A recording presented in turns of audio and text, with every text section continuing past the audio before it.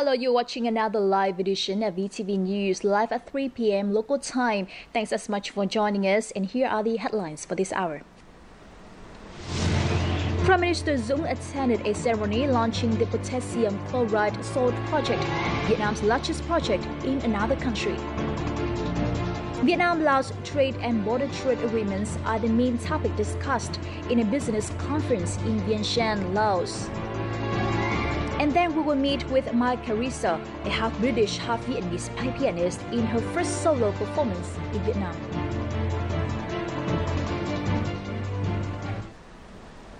We now begin with some political news. Prime Minister Nguyen Tan Dung has begun his working visit to Laos this morning. During the visit, he attended a ceremony launching the potassium chloride salt project in Kham Muon province.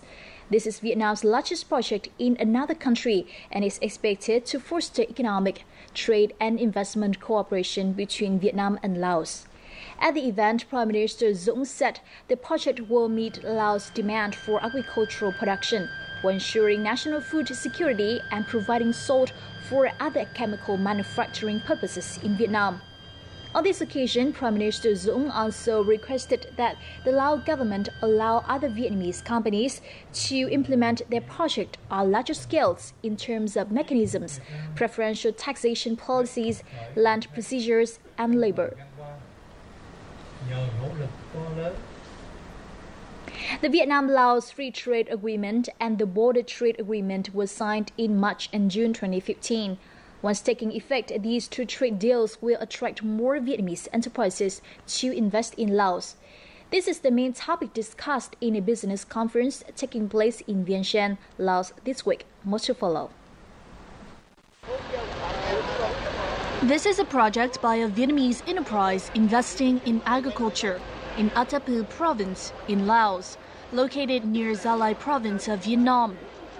According to the Vietnam-Laos Border Trade Agreement signed in June 2015, products under this project would enjoy many tax benefits when imported to Vietnam. Enterprises need to prepare to take advantage of the Border Trade Agreement, a specific agreement for freight and labor movement across the border between Vietnam and Laos and other countries in ASEAN. This indeed will open up new opportunities for businesses, especially considering the ASEAN Economic Community is about to take effect. The Vietnam-Laos Free Trade Agreement, taking effect on October 3rd, will help boost trade turnover between the two countries, from $1.3 billion to $2 billion by the end of this year, and up to $5 billion by 2020. We have invested in Laos for a while, but there are still many challenges in terms of export-import procedures. I hope when these two agreements come into effect, they will create more favorable conditions for enterprises investing in Laos. The movement of goods through the border gate between Vietnam and Laos is not restricted between the two countries, but includes goods from countries and regions around the world. Therefore, with good preparation, Vietnamese enterprises can take full advantage of investment opportunities in Laos and expand their markets to other countries. Party General Secretary Nguyen Tan will pay an official visit to Japan from September 15th to 18th at the invitation of Japanese Prime Minister Shinzo Abe. And in the following interview with a Japanese ambassador to Vietnam, Fukuda Hiroshi, we will find out more about the significance of this visit. Thank you for joining our interview. First of all, what can you say about the significance of the Party General Secretary's upcoming visit to Japan? Party General Nguyen Tan visit will come as a highlight of a series of high-level exchanges. I hope that the party chief and Prime Minister Shinzo Abe will hold frank discussions on developing bilateral ties. This year, Vietnam celebrates its 70th National Day, and the 12th National Congress of the Communist Party of Vietnam will be held in 2016, which lay out the development path for Vietnam in the next 5 years. In light of this, it is important that the leaders of both countries review bilateral ties and decide on a way forward. The leaders will discuss cooperation in politics, security, economics, and in regional and international forums. I hope that they will achieve concrete results that benefit the future of bilateral ties. What do you think about the prospects of Vietnam-Japan relations? I hope that in the coming time, both countries will step up cooperation and become each other's best partners in the region and the world. In terms of politics, I hope that our two countries will make a positive impact on regional and global discussions related to maritime security, freedom and safety of navigation, among others. In terms of economic cooperation, Japan has provided ODA to Vietnam to develop infrastructure and human resources. Japanese investors are also actively contributing to Vietnam's economic development. As Vietnam integrates more into the regional and global economy, I hope that it will take measures to improve its urban areas, reform state-owned enterprises, develop supporting industries, agriculture and IT, and strive towards a sustainable economy. Once again, thank you for the interview. The growing mangrove forests and adapting to climate change are important aspects of the green growth strategy approved by the Vietnamese government in 2012. Since then, the government and local authorities have received intensive support from various international organizations in a bid to implement the strategy successfully. The following report has more. For the last 5 years, Trịnh Văn Hậu has been a member of the Mangrove Forest Guard team in Giao An Commune, located in Nam Định Province. As a resident of this coastal region, Hậu clearly understands the importance of mangrove forest in protecting livelihoods and mitigating natural disasters. At first, I thought I couldn't live on this job, but now my living standard has improved a lot. Hậu still remembers when a storm struck Giao Thủy district in 2007. It was the well-grown mangrove forest that saved Giao An Commune, while other areas of the district were severely damaged. In 2013, Xuân Thủy Mangrove Forest became the first UNESCO-recognized Ramsar site in Vietnam. Backed by international organizations, Vietnam has planted 24,000 hectares of mangrove forest in northern coastal province for the last 10 years. This is the site of observation. We learned that a lot of things, what the project is taking place, how the project is important and necessary and urgent matters. At a recent conference on climate change held by the Ministry of Planning and Investment, the South Korean government and the United Nations Development Program, or UNDP, committed to funding Vietnam's green growth strategy, including growing mangrove forests and combating climate change in southern Vietnam. A green growth fund is being formed in Vietnam. The fund's operations are currently being planned, and it is hoped to mobilize about $100 million per year for Vietnam starting in 2020. For residents in Xuân Thủy, growing and protecting mangrove forests has been their responsibility. In the future, the Japanese Red Cross Society will have established similar models of mangrove forest guard teams in Ninh Bình and Thanh Hóa provinces. By handing forest management over to the locals in compliance with Government Decree 135, forest management agencies in Quảng Ngãi Central Province have efficiently protected the local forests. Moreover, the locals have also seen their incomes increase thanks to forest cultivation. After finishing a term of exploitation, Bùi Thị Trang was signing a new contract with the state-owned forestry company Bater to extend the forest management term. After each 6-month term of cultivation, I can earn about $10,000. Bater Forestry Company has allocated about 2,400 hectares of forest to more than 2,000 local households. The profits from cultivating and managing the forest are shared among companies and locals in a certain proportion. In the past term, I made a total profit of about $4,000 from the forest. After distribution, I got nearly half of that. The allocation of forest management has provided the locals with employment and good income. In addition, forest managerial agencies can avoid land dispute between people. Thanks to this model of production, the locals can have better living conditions, so land disputes have also decreased. In addition, the company has also cooperated with the local authorities to raise people's awareness of land use. After a few years of allocating the forest to the locals in accordance with the Decree 135, the enterprises had efficiently coordinated business goals and the benefit of the people. Thereby, forest management and protection in Quảng Ngãi province has been assured. Coffee and pepper plantation areas in the Central Highlands province of Đắk Lắk have been expanded beyond earlier planning towards 2020. This is due to the steady increase in domestic prices of these products in recent years. Currently, coffee planting areas span over 15,000 hectares, while this figure is 11,000 hectares for pepper. With this expansion, Đắk Lắk province became the biggest coffee and pepper grower nationwide. This growth has created thousands of additional jobs for the local people. However, according to authorities, the speed of expansion has also resulted in deforestation and land erosion.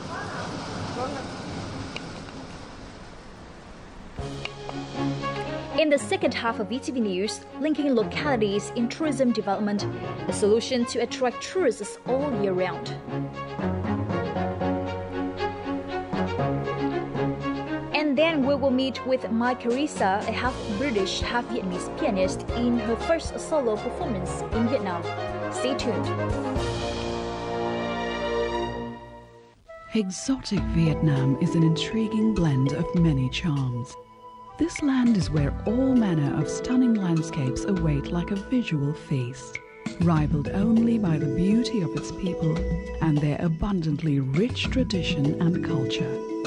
Here is where you can relive the past in richest color or live it up in the bright lights of the big city. With so much more to offer, Vietnam is simply unforgettable.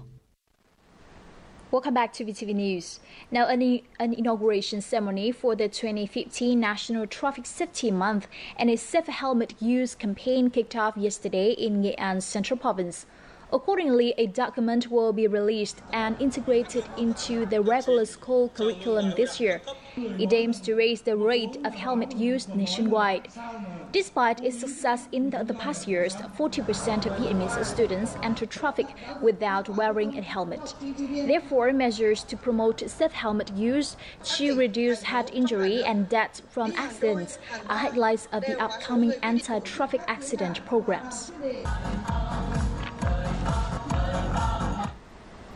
A project that will supply electricity to the mountainous areas of Sơn La Northern Province has connected thousands of households in the region to the national power grid. Now let's see how the life of the ethnic people here has changed since the arrival of the electricity.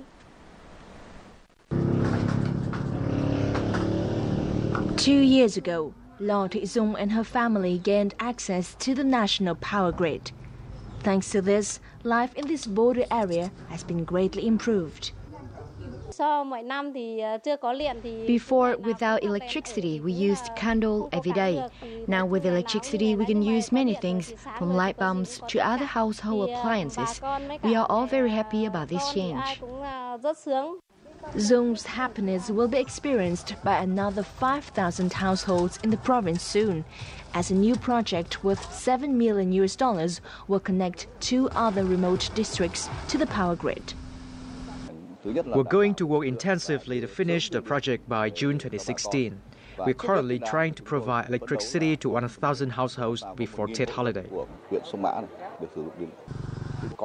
The Sơn La Hydro Power Plant is the biggest in Southeast Asia, yet the locality has the lowest rate of electricity access in Vietnam.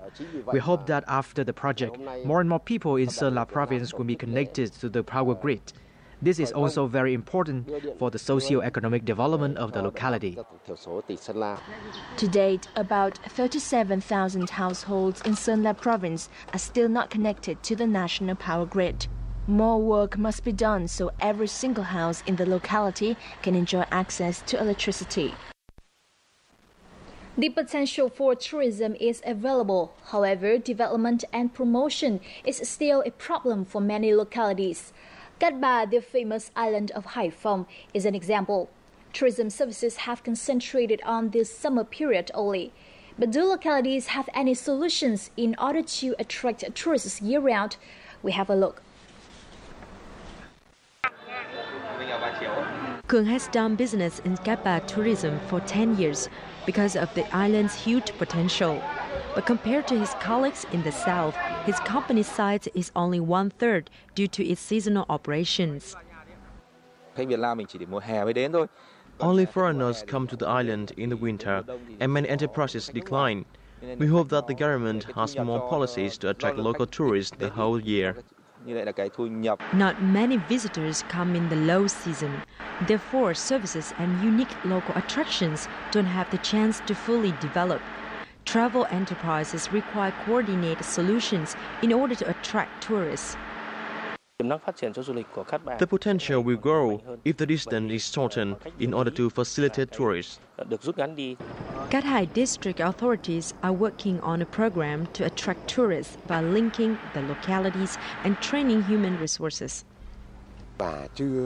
We haven't exploited all the potential that nature has to give us.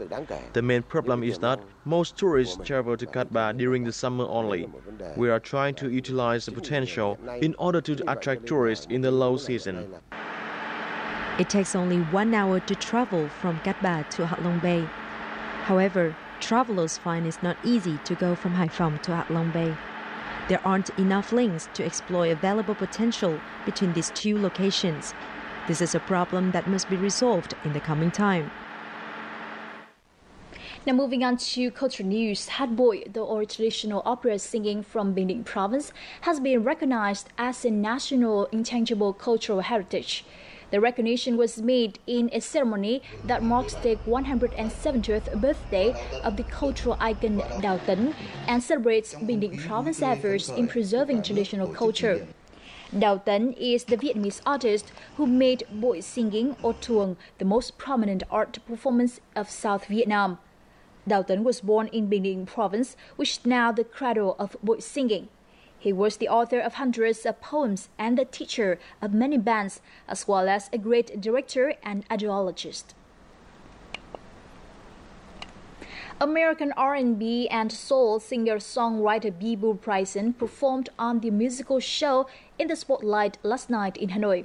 The singer performed his signature songs, including Tonight I Celebrate My Love or For You or Beauty and the Beast, with talented young Vietnamese singers Uyên Linh, Văn Mai Hương, and Dương Hoàng Yến. Born in 1951, the two-time Grammy Award winner has released 21 albums.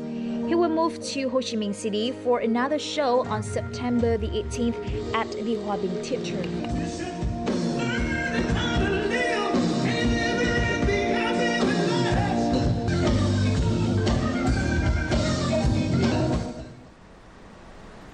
Meanwhile, a classical concert with Mai Charissa, a half-British, half-Vietnamese pianist, took place at Les Pas in Hanoi on September 12th. This is her first solo performance in Vietnam. Born in 1996, she began playing piano at the age of 5 in France and continued her studies in Thailand and the UK. Her first performance in Vietnam drew a large crowd in Hanoi. Let's have a look.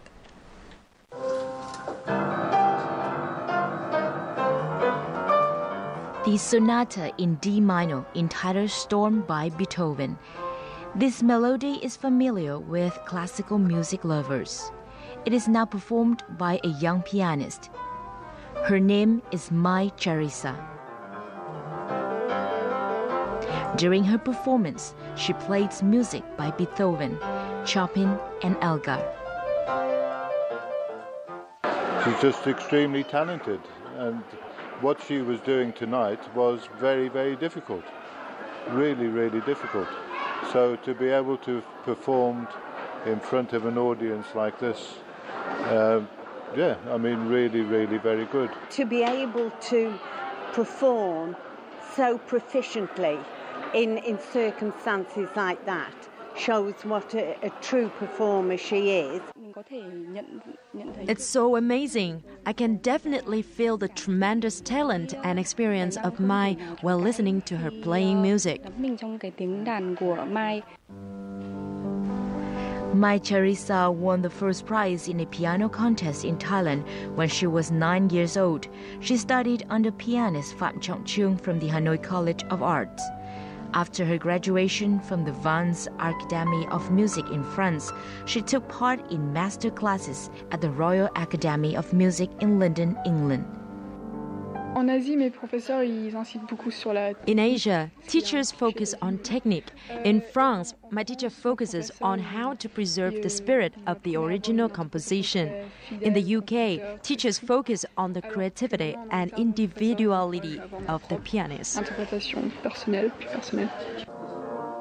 Since 2008, Mai Charissa has participated in many music festivals around the world. Currently, she is a student at the Cambridge University. She will continue to improve her performance skills through her studies and her passion for music.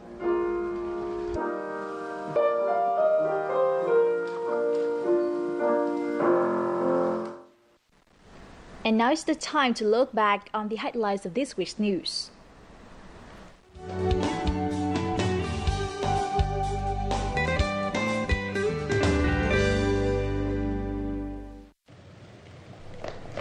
Prime Minister Nguyen Tan Dung attended a ceremony to launch Vietnam's national single window mechanism and integrate it into the ASEAN single window custom system on Tuesday.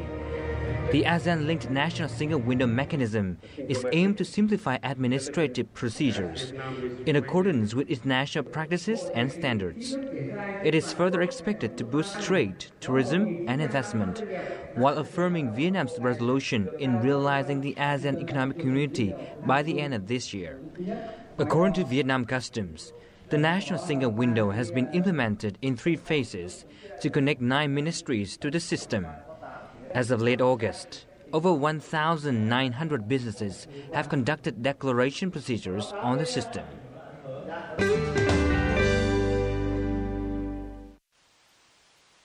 Continuing his visit to the United States this week, National Assembly Chairman Nguyễn Sinh Hùng met with U.S. Secretary of State John Kerry on September the 8th, where both sides praised the bilateral trade, cultural exchanges, and educational cooperation between the two countries. At his talks with Trade Representative Michael Froman on the same day, Chairman Nguyễn Sinh Hùng proposed that the U.S., Vietnam, and other partners wrap up negotiations on the Trans-Pacific Partnership. He said that economic integration is a key agenda in Vietnam's development and has the full support of the Vietnamese legislature. The Vietnamese top parliamentarian also met with President pro tempore of the U.S. Senate, Patrick Leahy, and Senator John McCain on September the 9th. At the meetings, he said that Vietnam hoped to enhance cooperation with the U.S. regarding law legislation to serve its law reform process, as the U.S. is experienced in the field.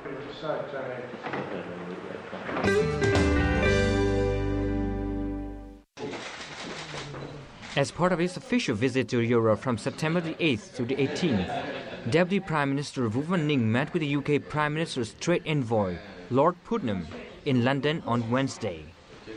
Deputy Prime Minister Ninh said Vietnam hoped to further boost ties with the UK in trade, investment, tourism, education, culture, finance and services, while pledging to create preferential policies for British investors in Vietnam.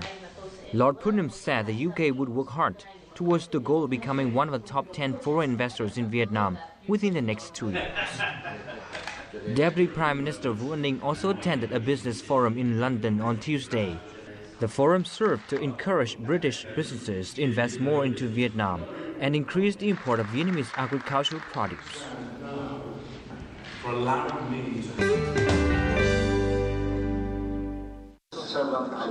The 36th ASEAN Interparliamentary Assembly, or IPA 36, was held in Kuala Lumpur, Malaysia from September the 8th to the 11th. The Vietnamese delegation was led by National Assembly Vice Chairman Huỳnh Ngọc Sơn. At the closing ceremony on Friday, a joint statement was passed proving the determination of ASEAN in establishing the ASEAN community by the end of this year.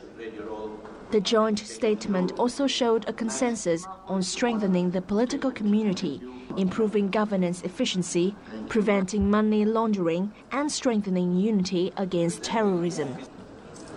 As an active member at IPA 36, Vietnam proposed an initiative to promote the role of ASEAN parliaments in the ASEAN economic integration, which was later adopted as a resolution.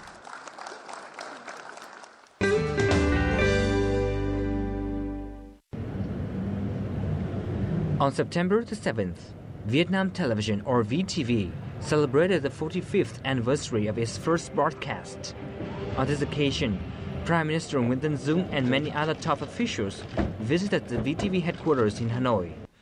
For the past 45 years, especially during the last 5 years, the national public broadcaster has received several breakthroughs.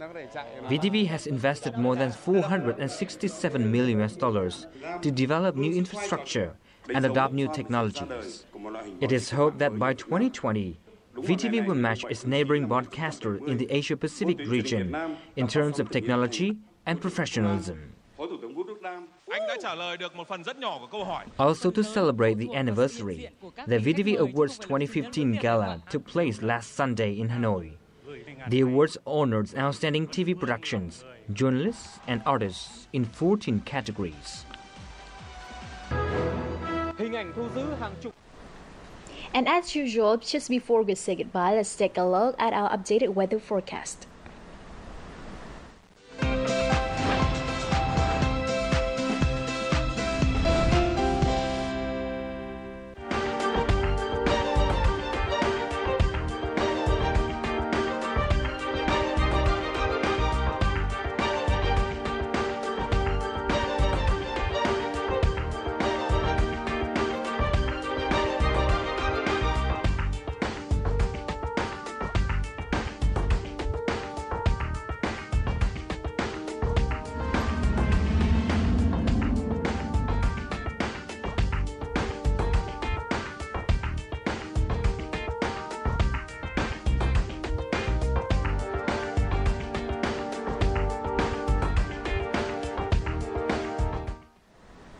And that's all we have for now. For more information and updates, please log on to vtv4.vn or youtube.com/vtv4go. Once again, thank you for being here with us, and goodbye for now.